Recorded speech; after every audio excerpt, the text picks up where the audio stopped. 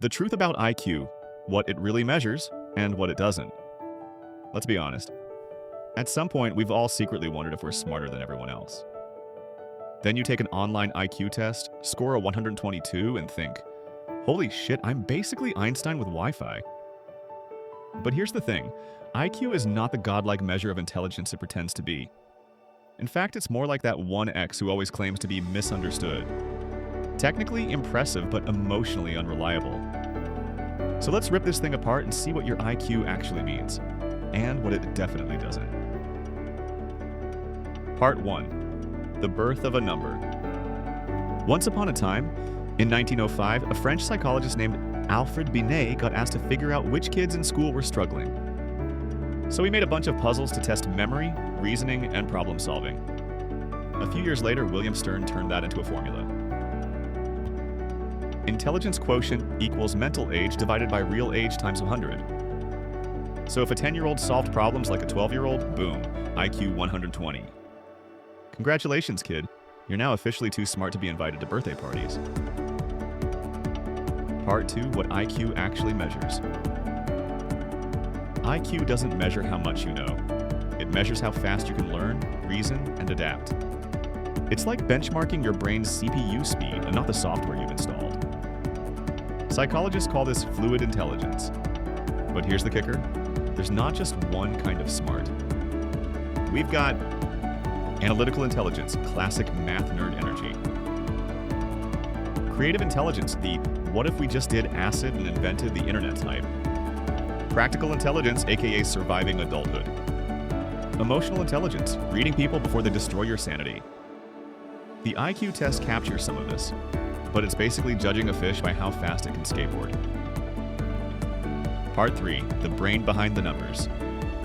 High IQ brains tend to be like efficient Wi-Fi networks. Fast connections, less lag, better multitasking. That's your prefrontal cortex for planning and parietal lobe for logic doing the heavy lifting. But don't let that fool you. A high IQ doesn't automatically make you wise. We all know that one genius who can explain quantum mechanics but only hardly can figure out his love life. Yeah, that guy. Part 4, can you boost your IQ? Here's the truth, you can't biohack yourself into a superhuman, not yet. But you can make your brain a little less lazy. Here are things that actually work. 1. Learn new stuff. Languages, instruments, or juggling flaming swords. Not recommended. 2. Move your sweet ass. Cardio literally grows new neurons. 3. Sleep properly because no one's smart when they're half dead. 4. Eat decently. Your brain isn't powered by Red Bull and despair. Forget the ads that promise plus 20 IQ in 30 days. The only thing they'll raise is your credit card bills. Part 5, fluid versus crystallized. Your IQ has two main modes. Fluid intelligence, solving new problems fast, and crystallized intelligence, everything you've learned so far. Fluid peaks in your late 20s, then slowly declines. Crystallized grows with age, and kind of like your tolerance for other people's bullshit. So yeah, you may get slower, but you get wiser, sharper, and more strategic. It's basically mental evolution, minus the hair loss. Part 6, the ugly side of IQ tests. IQ tests aren't perfect. In fact, they're biased as hell. They depend on culture, language, and education. If you grew up solving logic puzzles, you'll crush it. If you grew up solving life problems, not so much. So next time someone brags about their IQ, just smile and say, "Oh, cool. Can you also handle rejection, failure, and emotional chaos?" Because that is also intelligence, my dude. Part 7, what IQ can and can't tell you. Okay, so IQ can predict some things.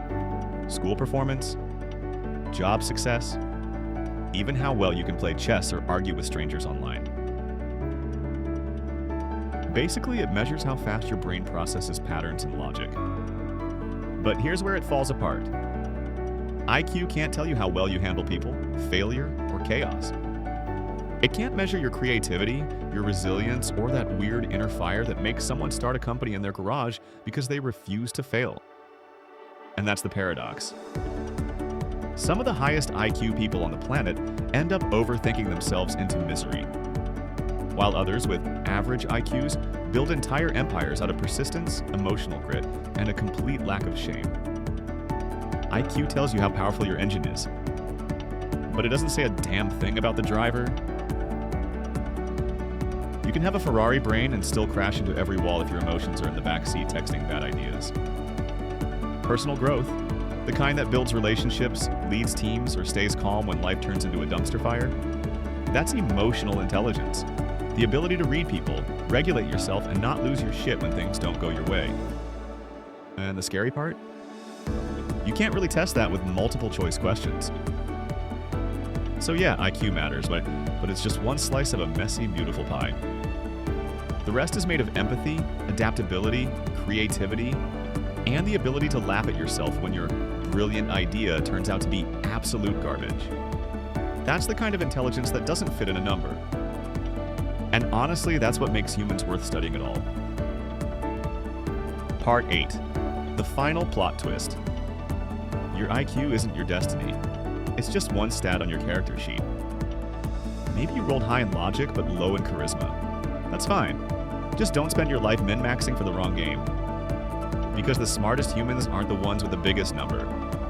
They're the ones who stay curious, question everything, and admit when they're wrong. So next time you think you're dumb, you're probably just learning. And that's the most intelligent thing your brain can do. Stay curious, senpai.